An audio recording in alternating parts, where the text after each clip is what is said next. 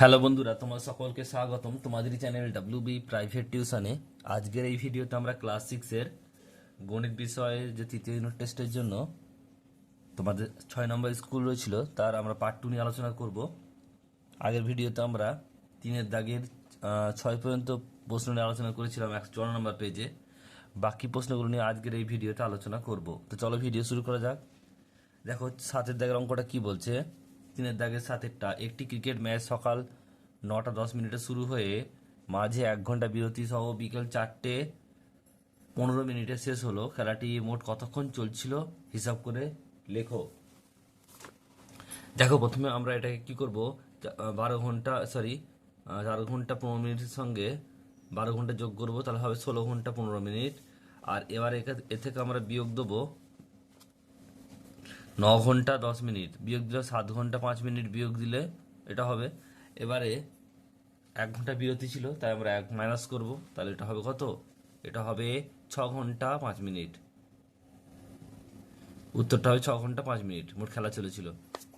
Next প্রশ্ন পরেরটা বলছে, দেখো 4 দাগের একটা বলছে একটি আয়তাকার ক্ষেত্রে দৈর্ঘ্য এম মিটার, প্রস্থ এন মিটার, ক্ষেত্রটির অর্ধ পরিসীমা কত?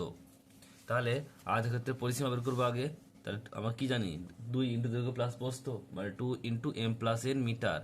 আর অর্ধ পরিসীমা মানে কি হয়, 2 দিয়ে ভাগ করব, তাহলে এটা 2 দিয়ে ভাগ দিলাম, তাহলে এটা হবে উত্তর 2 দিয়ে কেটে যাবে m + n মিটার।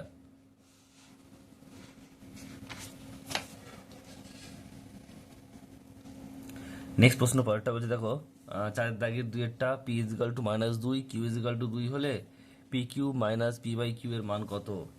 তাহলে p = -2 q = 2, pq - p/q, তাহলে p মানে হচ্ছে -2, q মানে হচ্ছে 2, মাইনাস p মানে হচ্ছে -2/2। এবার দেখো প্লাস মাইনাসে -4, 2 × 4, আর এখানে 2 দিয়ে কেটে গেল। এবার এখানে মাইনাস আছে, মাইনাসে মাইনাসে প্লাস +1, তাহলে এখানে আছে +4 আর -4 আর +1 দুরকম চিহ্ন আছে, মানে আমরা কি করব, বিয়োগ করব। 4 থেকে 1 বাদ দিলে 3, আর বড় হচ্ছে 4, চিহ্ন হচ্ছে মাইনাস, তাহলে -3 উত্তর হবে। নেক্সট প্রশ্ন পরেরটা বলছে যে মুক্তির বয়স p বছর, ডেভিডের বয়স মুক্তির বয়সে 3 গুণ অপেক্ষা 3 বছর বেশি হলে 3 বছর পর দুইজনের মোট বয়স কত হবে? মুক্তির বয়স p বছর, মুক্তির বয়স 3 বছর পর হবে কত? p + 3 বছর, 3 বছর পর, তাহলে কত হবে? p + 3 বছর। ডেভিডের বয়স কত? তাহলে এটা বলেছে যে মুক্তির বয়সে 3 গুণ অপেক্ষা 3 বেশি, মানে 3 দিয়ে গুণ করবো, 3 × p + p মানে 3p +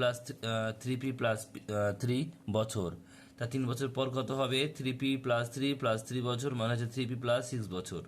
3 বছর পর মুক্তির বয়স হচ্ছে এটা, মানে p + 3, আর 3 বছর পর ডেভিডের বয়স হচ্ছে 3p + 6, তাহলে দুটোর যোগফল কত হবে? 3 বছর পর দুজনের মোট বয়স হবে p + 3 + 3p + 6 মানে হচ্ছে p আর 3p মানে হচ্ছে 4p + 6 আর 3 9, উত্তর এটা। নেক্সট অঙ্ক পরেরটা বলছে, দেখো সংখ্যারেখার সাহায্যে যোগ করো +4 -7 আর হচ্ছে +6। প্রথমে আমরা একটা ঘর কেটে নেবো, সংখ্যারেখা নিয়ে নেবো, এবং এখানে দেখো এদিকে গেছি +6 -6। প্রথমে দেখো বলছে +4 মানে 0 থেকে +4 এখানে গেলাম, এরপর বলছে -7 মানে এখান থেকে -7 গেলাম, আবার বলছে +6 এখান থেকে +6 গেলাম, তাহলে এটা দাঁড়ালো কোথা? +3-এ। তাহলে এটা কত ভ্যালু? +3, উত্তর হবে কত? +3, উত্তরটা হবে +3। নেক্সট অঙ্ক পরেরটা বলছে, দেখো 5-এর দাগের 1-এরটা, বৃত্তচাপ কি চিত্রসহ লেখো। তা বৃত্তচাপ কি, ছবিটা আঁকবে, পেন্সিল দিয়ে আঁকবে তোমরা, এটা লিখে দেবে বৃত্তচাপ। তা বৃত্তচাপ বৃত্তের যে কোনো অংশকে বৃত্তচাপ বলে। নেক্সট প্রশ্ন বলছে, দেখো এরপর রয়েছে 2-এর দাগের 1-এরটা, 2-এর দাগের এ বলছে 5-এর দাগের 5-এর 2-এর এরটা কোন ত্রিভুজের প্রতিসম রেখা একটি? এটা হবে কি, সমদ্বিবাহু ত্রিভুজের। উত্তর হবে সমদ্বিবাহু ত্রিভুজের প্রতিসম রেখা একটি। আর 2 নম্বর বি এর বলছে পার্শ্বচিত্র আয়না কিরূপ প্রতিবিম্ব হবে দেখাও। তাহলে একটা উত্তর হলো কি, বললাম সমদ্বিবাহু ত্রিভুজ হবে, আর 2 নম্বরটা এটা হচ্ছে ছবি হবে, এটা প্রতিবিম্ব, এটা প্রতিবিম্ব, এন এর প্রতিবিম্ব এটা হবে। নেক্সট বলছে পরের অঙ্কটা, দেখো কি বলছে যে একটি বৃত্তের বৃহত্তম জ্যা 3.4 সেমি হলে, মানে বৃহত্তম জ্যা মানে কি, এটা ব্যাস বলে দিয়েছে। আর বৃত্তের ব্যাসার্ধ কত হবে, দুইতে ভাগ করবো, উত্তরটা হবে বৃহত্তম জ্যা, অর্থাৎ ব্যাস হচ্ছে 3.4, ব্যাসার্ধ হচ্ছে 3.4 মাইনাস ভাজিত 2 মানে হচ্ছে 1.7 সেমি। নেক্সট প্রশ্ন পরেরটা বলছে 6 দাগে দেখো একটি বইয়ের দোকানে বিভিন্ন জিনিসের দাম নিচে দেওয়া রয়েছে, প্রদত্ত থেকে একটি স্তম্ভচিত্র অঙ্কন করো। জিনিস দেওয়া আছে স্কেল 15 টাকা দাম, পেন 6 টাকা দাম, খাতা 27 টাকা দাম, কম্পাস 18 টাকা দাম, আর এটা হচ্ছে বোর্ড 30 টাকা দাম। তো পরপর দেখে নাও আমি কিভাবে করলাম। এদিকে লিখবো দাম, আর এটা হচ্ছে জিনিস। স্কেল এখানে দেখো প্রতিটা ঘর 5, 10, 15, 20, 25, 30 পর্যন্ত গেলাম। এটা হচ্ছে কত, প্রথমে এটা হচ্ছে 15 টাকা, স্কেল হচ্ছে 15 টাকা, তার মানে এই 15 পর্যন্ত গেলাম। এরপর হচ্ছে পেন 6 টাকা, 5 একটু বেশি গেলেই হবে পেন। খাতা হচ্ছে কত, খাতা হচ্ছে 27 টাকা। আমরা 25 আর 30-এর মাঝে যাব, একটু বেশি 25 হচ্ছে, তাহলেই 27 হবে। নেক্সট হচ্ছে কম্পাস, কম্পাস হচ্ছে 18 টাকা, তাহলে 15 আর 20-র মাঝখানে হচ্ছে 18, তাই কম্পাস হচ্ছে এখানে একটু যাবে, 15 কিন্তু হবে না। নেক্সট বলছে পরেরটা দেখো, বোর্ড রয়েছে কত, 30 টাকা, এটা পুরো সম্পূর্ণ এর সমান যাবে। এরপরে দেখো, এরপরে 7 দাগের অঙ্ক, যে কোনো দুটি প্রশ্নের উত্তর দাও। একেরটা যে এ বি একটি সরেখাংশ অঙ্কন করে যার দৈর্ঘ্য 8 সেমি, এ বি হচ্ছে রেখাংশের উপরে একটি বি বিন্দু নাও যাতে করে এ পি 3 সেমি এবং পি বি 5 সেমি। স্কেল কম্পাসের সাহায্যে পি বিন্দুর উপর এ বি লম্ব অঙ্কন করো, রেখাংশের উপর পি এল অঙ্কন করো। এটা হচ্ছে 4 নম্বর স্কুলের 4 দাগের অথবা 4 নম্বর স্কুলের 4 দাগের অথবা। দেখে নাও ছবিটা কীভাবে হবে। প্রথমে আমরা পি বি নেবো 5 সেমি, এ পি নেবো এটা হচ্ছে 3 সেমি। প্রথমে একটা সরেখা নিয়ে আমরা কি করব, এখান থেকে এপি কেটে নেবো 3 সেমি, তারপর এখান থেকে বি কেটে নেবো, এটা হচ্ছে কত 5 সেমি। তারপরে এই যে বিন্দুটা হলো পি বিন্দুতে এখানে কি করবো, একটা চাপ নেবো, যে কোনো চাপ নেওয়ার পর এখান থেকে এই মাপটা নিয়ে এর উপর একটা রেখাংশ কাটবো এবং এখান থেকে একটা চাপ কাটবো, দূরে ছেদ করলে যেখানে ছেদ করবে সেটা যুক্ত করে দেবো, তাহলে উত্তর হয়ে যাবে এ বি পি এল। এটুকু লিখে দেবে, তাহলে কিন্তু হবে। নেক্সট প্রশ্ন পরেরটা কি বলছে দেখে নাও। এরপর হচ্ছে দুইয়েরটা, 7 দাগে দুইয়েরটা একটি 5 সেমি একটি 10 সেমি দৈর্ঘ্যের রেখাংশকে সমান 4 ভাগে বিভক্ত করে প্রতিটি ভাগের পরিমাপ লেখো। তাহলে প্রথমে আমাদের কি করতে হবে, এটা হচ্ছে 7 দাগে 2-এরটা। 7 দাগে 2-এর অঙ্কটা কি বলছে, প্রথমে আমাদের নিতে হবে একটা 10 সেমি এবং একে 4 ভাগ করতে হবে।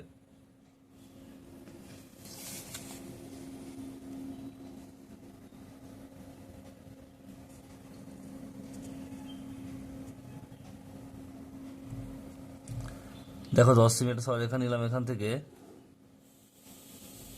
এবার একে আমাদের 4 ভাগ করতে হবে,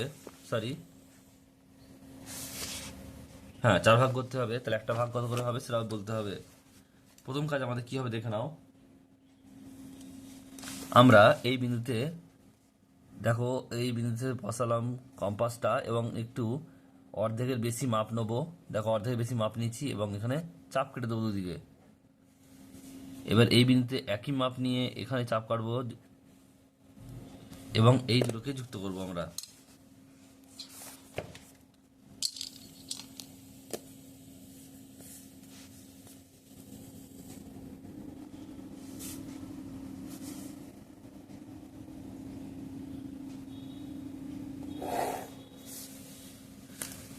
এবারে এই দুটোকে আবার অর্ধেক করব। তাহলে এখানে কি করবো দেখো, এখান থেকে বসাবো কম্পাসটা, এখানে বসিয়ে একটু অর্ধেকের বেশি আবার একটা মাপ নিলাম, নিয়ে এখান থেকে দেখো চাপ কাটলাম এবং এদিকেও চাপ কাটলাম। এই বিন্দুতে বসাবো, ছেদ বিন্দুতে বসিয়ে চাপ কাটলাম এবং চাপ কাটলাম। উল্টো দিকে একইভাবে একই মাপ নিয়ে কেটে দেবো এবং এই বিন্দুতে বসিয়ে চাপটা কাটবো। এবার জাস্ট যুক্ত করে দেবো আমরা।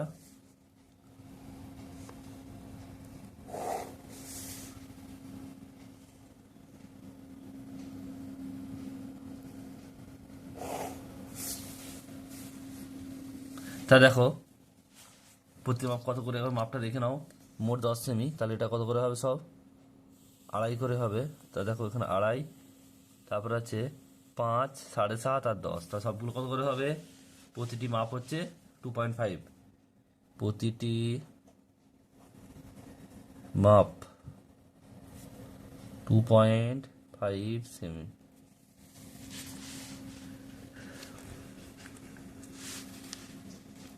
নেক্সট অঙ্ক পরেরটা কি হচ্ছে দেখে নাও। পরের অঙ্ক রয়েছে হচ্ছে স্কেল কম্পাস সাহায্যে স্কেল ও কম্পাসের সাহায্যে 90 ডিগ্রি কোণ এঁকে তাকে সমান দুভাগে বিভক্ত করো, প্রতিটি ভাগের পরিমাপ লেখো।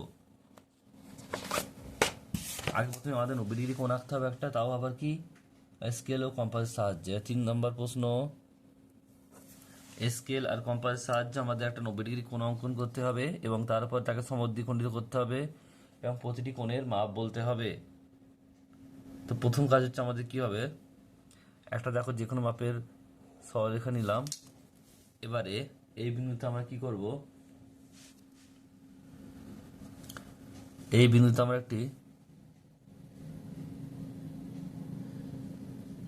চাপ নিলাম, ওই একই মাপ নিয়ে এরপর চাপ কাটবো এবং এর উপরে চাপ কাটবো।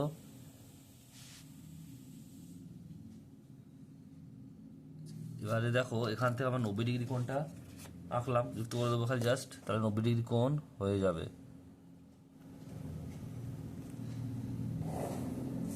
এবার কি অর্ধেক করতে বলেছে, আমাদের কাজটা কি হবে, আমরা এই যে মাপটা ছিল এই মাপ একই মাপ দিয়ে আমরা কি করব, এই বিন্দুতে বসিয়ে এখানে বাড়িয়ে দেবো আর এই বিন্দুতে বসিয়ে এখানে বাড়িয়ে দেবো।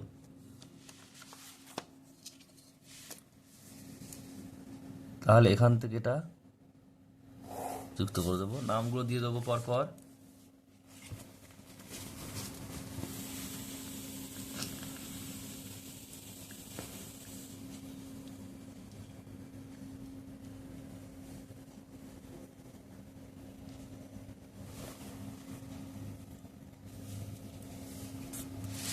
নামগুলো এখান থেকে দিয়ে দেবো পরপর।